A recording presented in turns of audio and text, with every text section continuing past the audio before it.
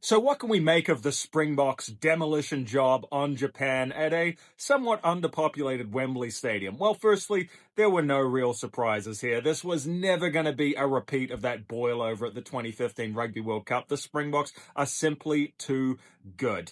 Now, it was kind of interesting looking at the back three.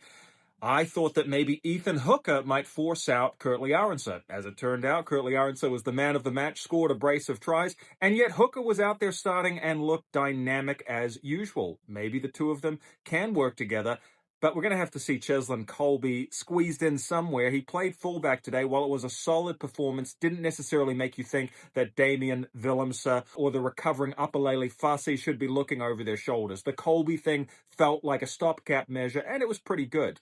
What may not be a stopgap measure is the old firm of Damien Diolende and Jesse Creel. Yes, Kane Moody might offer a little bit more upside on attack, but in wet conditions when games are defensive, you simply cannot do better than that old firm for South Africa. Sasha Feinberg and Gomazulu showed his freakish skills with individual tries. He is entrenched as the number 10 in the team right now. And, Kobus Reinek also scampered pretty well around the rucks as usual.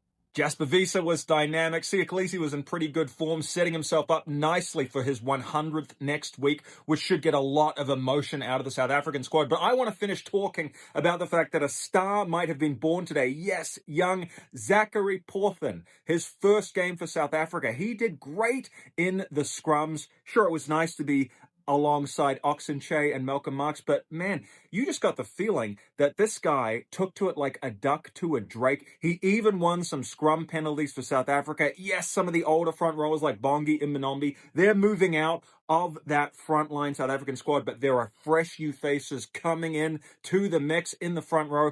My goodness, Rassie has an embarrassment of riches.